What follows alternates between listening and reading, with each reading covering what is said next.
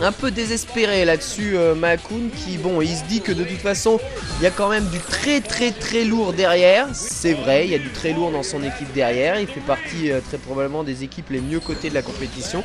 Cela dit, c'est pas une raison pour faire n'importe quoi. C'est pas une raison pour faire n'importe quoi, parce qu'à MDR il lui faut que ça, lui.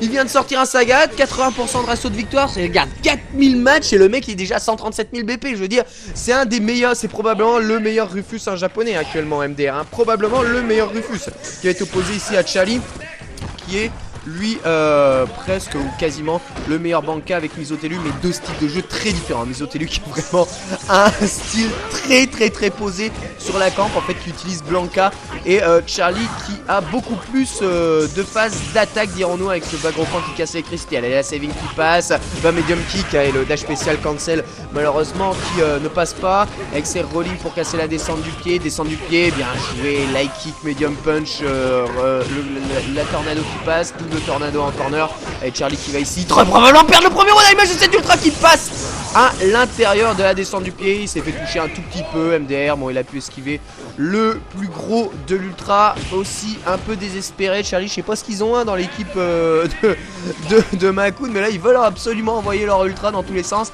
MDR qui prend le premier round, allez MDR qui doit absolument battre Charlie, le ex-Messia qui passe d'entrée, s'il l'a fait aussi à Makun dans cette ouverture, oh là là, la tornado qui casse la ex-rolling kick de Blanca, ex-dragon en corner, il a pas pu le juggler mais ça aurait pu faire très mal là-dessus.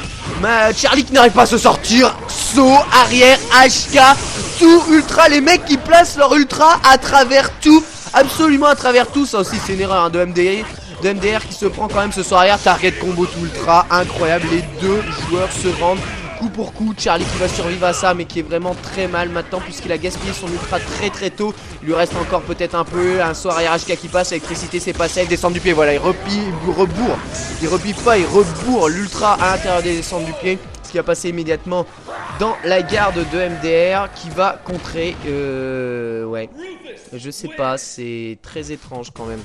C'est très étrange. À chaque fois, Charlie a essayé d'anticiper l'action de MDR sur les descentes du pied, à savoir est-ce qu'il va y avoir ex-Messia, est-ce qu'il va pas y avoir ex-Messia. Et le fait de cette anticipation a fait quand même que, eh bien malheureusement, il perd à chaque fois. C'est un peu la roulette russe, il choisit le mauvais Janken et se retrouve en fait avec des ultras qui passent soit dans la garde, soit dans un saut de Rufus et qui whiff pour la plus grande partie. Globalement très mauvaise utilisation de l'ultra, même sur le saut arrière H4 ultra, Charlie n'a pas une rentabilité extrême là-dessus puisque l'ultra venait juste d'être chargé, les dégâts ne sont vraiment pas maximum. C'est assez bizarre hein. Charlie qui a vraiment raté son match, il est assez passé à côté. Allez maintenant, dernier match, la belle entre les deux équipes, énorme match entre le meilleur boxeur japonais très probablement et le meilleur Rufus, Pamyu versus MDR, avec ici MDR qui se fait complètement compresser dans le coin, Pamyu qui ne le laisse pas sortir, la saving en fin de saut, en compte de saut pardon, qui ne passe pas. Saut arrière high punch, combien il en a mis des sauts arrière high punch en tir, combien il en a mis, encore un, vous avez vu, c'est tout simplement incroyable, et à chaque fois ça touche counter.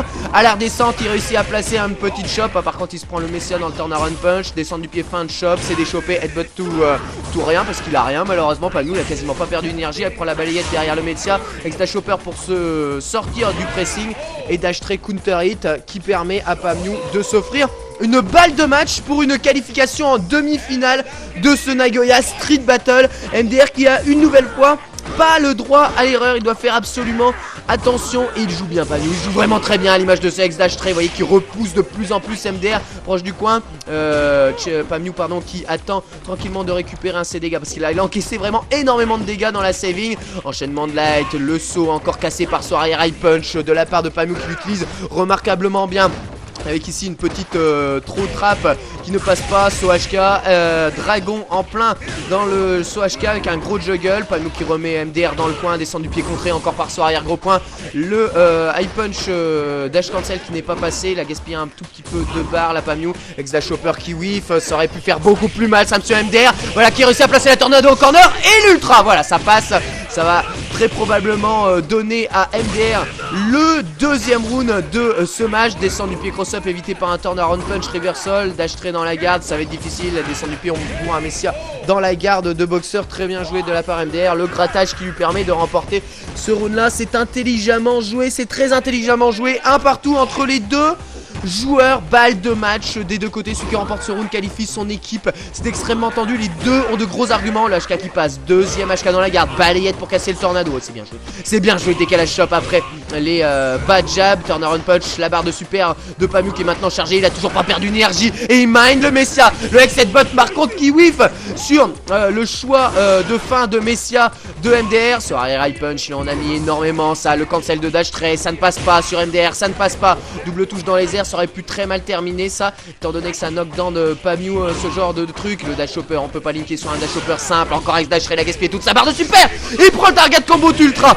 Pamiou qui prend le target combo ultra, ça va faire très mal, ça va boum, ça va faire très mal. Alors est-ce qu'il va réussir à s'en sortir? Pas de pif deadbutt, pas de pif deadbutt. Non, la descente du pied fin de shop, Pamiou qui réussit à déchoper et qui se repose à bonne solution. Le balai punch qui casse le bas gros point, réflexe de MDR. Si ça c'est pas tout simplement magnifique, il est complètement aware, là Pamiou ne fait pas d'erreur, il ne contre pas ici bêtement. Le dash tray qui passe, attention, le ex dash hopper qui whiff sur arrière, gros point qui passe, égalité entre les deux adversaires, quasiment la même énergie des deux côtés. 26 secondes au compteur, ils n'ont quasiment plus d'énergie des deux. Attention à ce saut medium punch qui a complètement passé à côté de la part de Pamiou. Les deux adversaires qui zone, ex dash low qui passe dans la garde, dash tray de Pamiou qui fait mouche et qui permet à Pamiou de remporter ce match suite à une fin de match sous une tension absolument extrême.